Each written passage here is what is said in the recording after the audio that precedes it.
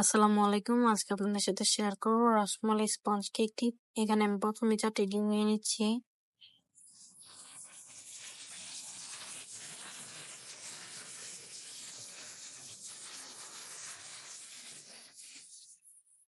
তারপর একটা বিটারের সাহায্যে এখন আমি ভালো করে বিট করে নিব।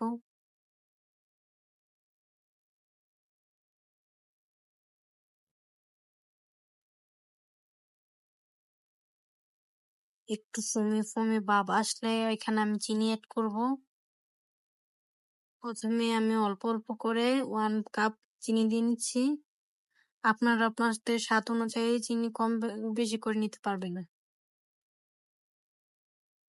অল্প অল্প করে আমি 1 কাপ চিনি দিয়ে নিচ্ছি। এখন আমি আরো 1/4 কাপ চিনি ব্যবহার করব। চিনিটা দেওয়ার পরে এখন ভালো করে বিট করে নিতে হবে। আর চিনিটা যতক্ষণ পর্যন্ত না গলবে ততক্ষণ আমাদের ভালো করে বিট করে নিতে হবে। ভিডিওতে অনেক ফাস্ট দেখা যাচ্ছে, তবে আপনারা স্লো করবেন। স্লো করে করবেন।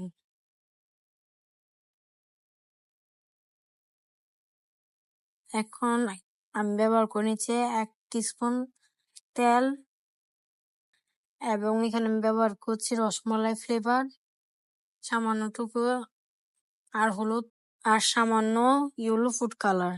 এখন সবগুলো দিয়ে ভালো করে বিট করে মিশিয়ে নিব একদম অল্প কিছুক্ষণের জন্য।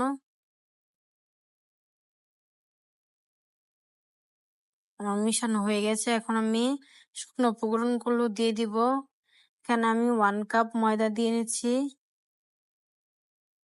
আর সাথে 1/4 কাপ ময়দা যোগ করা হবে। এখন চালনির সাহায্যে ভালো করে আমি চেলে নিব।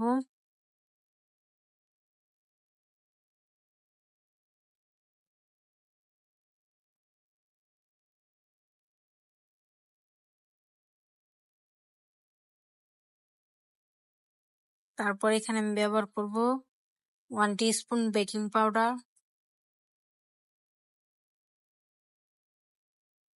বেকিং পাউডারটাকে আমি ভালোভাবে চেলে নিব।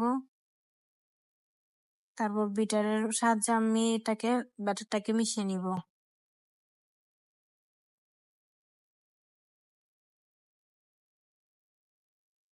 এখন একটা স্প্যাচুলার সাহায্যে আমি পুরো ব্যাটারটাকে সাইড থেকে নিয়ে নিব।